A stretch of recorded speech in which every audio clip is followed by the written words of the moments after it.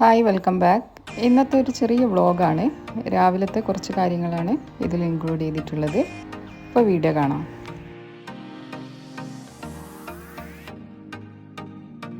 Breakfast ഉണ്ടാക്കാൻ പോവാണ്. ഇന്നുണ്ടാക്കുന്നത് egg റോസ്റ്റും മുട്ട സുർക്കയാണ്.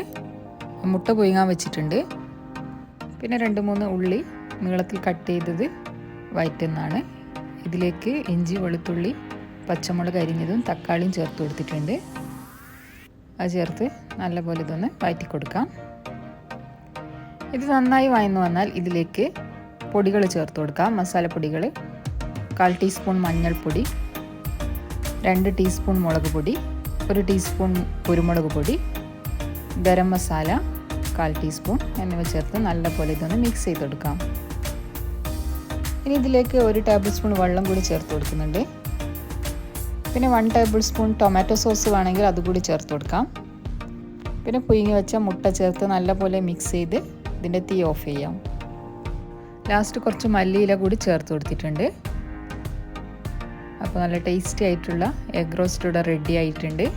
ഇനി മുട്ട സുർക്ക ഉണ്ടാക്കാനായി അരി ഒന്ന് അരച്ചെടുക്കണം. മുട്ട സുർക്കേൻ്റെ റെസിപ്പി ഞാൻ മുന്നേ അപ്ലോഡ് ചെയ്തിട്ടുണ്ട്. അതുകൊണ്ട് ഇതിൽ ഫുള്ളായിട്ട് കാണിക്കുന്നില്ല. കാണാത്തവരുണ്ടെങ്കിൽ ഒന്ന് കണ്ടു നോക്കാം. മാവിടെ റെഡി ആയിട്ടുണ്ട്. ഇനി ഇത് ഫ്രൈ ചെയ്തെടുക്കാം. എണ്ണ ചൂടായാൽ ഓരോ തവി മാവ് ഒഴിച്ച് ഇതുപോലെ ഫ്രൈ ചെയ്തെടുക്കാം.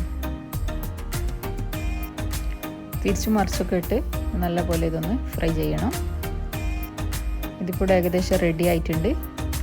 ഇനി ഇത് മാറ്റി വെക്കാം. ഇതുപോലെ തന്നെ എല്ലാതും ഫ്രൈ ആക്കിയെടുക്കാം. ഇനി അടുത്ത പണിയെന്ന് വെച്ചാൽ കിച്ചണിലുള്ള ബോട്ടിലൊക്കെ കാലിയായിട്ടുണ്ടായിരുന്നു. അതൊക്കെ ഒന്ന് ഫില്ല് ചെയ്തെടുക്കണം.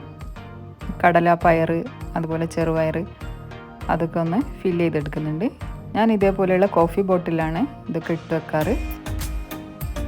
ഇതേപോലത്തെ ബോട്ടിൽ ഇട്ട് വെച്ചാൽ നല്ലൊരു ഭംഗിയാണ് കാണാനായിട്ട്. യൂട്യൂബിൽ തന്നെ മുന്നേ ഒരു വീഡിയോ കണ്ടിട്ട് ആണ് കോഫി ബോട്ടിൽ ഞാൻ ഇതുപോലെ കളക്ട് ചെയ്യാൻ തുടങ്ങിയത്. അങ്ങനെ ഓരോന്നും ഇങ്ങനെ ഫില്ല് ചെയ്ത് വെക്കുന്നുണ്ട്.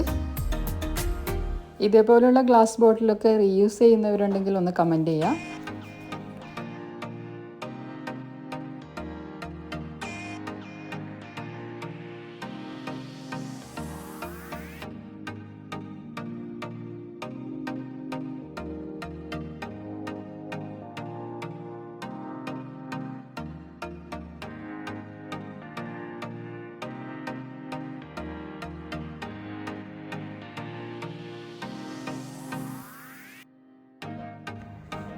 പിന്നെ ഓയിലിൻ്റെ ബോട്ടിലും ഒക്കെ കഴിഞ്ഞിട്ടുണ്ടായിരുന്നു.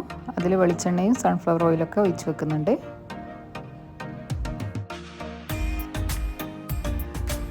ഇനി അടുത്തത് ഡിഷ് വാഷ് ലിക്വിഡും അതുപോലെ ഹാൻഡ് വാഷും ഒഴിച്ച് വെക്കുന്നുണ്ട്. ഇതൊക്കെ ചെയ്യാനായിട്ട് കുറച്ച് നേരം മാറ്റി വെച്ചാൽ നമ്മളെ കുക്കിങ്ങിൻ്റെ ഇടയ്ക്ക് ഇതൊന്നും ചെയ്യേണ്ട ആവശ്യം വരില്ല. നമുക്ക് പണികളൊക്കെ എളുപ്പത്തിൽ കഴിഞ്ഞ് കിട്ടും.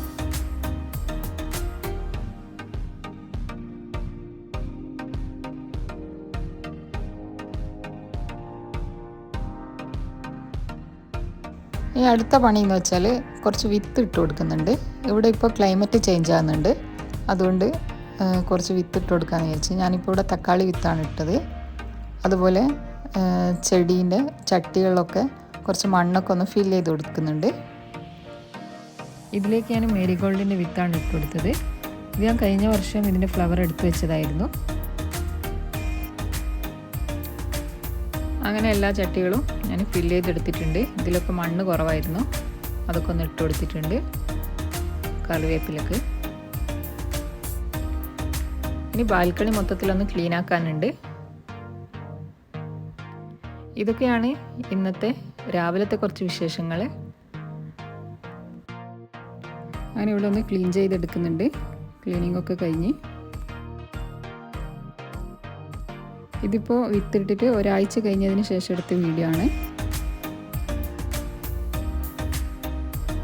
മോൾക്ക് വെള്ളം സ്പ്രേ ചെയ്യണമെന്ന് പറഞ്ഞിട്ട് അവളാണ് ചെയ്യുന്നത്. ഈ ഒരു ചെറിയ വ്ളോഗ് നിങ്ങൾക്ക് ഇഷ്ടമായിട്ടുണ്ടെങ്കിൽ ലൈക്ക് ചെയ്യാനും കമൻറ്റ് ചെയ്യാനും ഷെയർ ചെയ്യാനും മറക്കരുത്. അതുപോലെ സബ്സ്ക്രൈബ് ചെയ്യാതെ കാണുന്നവരുണ്ടെങ്കിൽ ഒന്ന് സബ്സ്ക്രൈബ് ചെയ്യുക.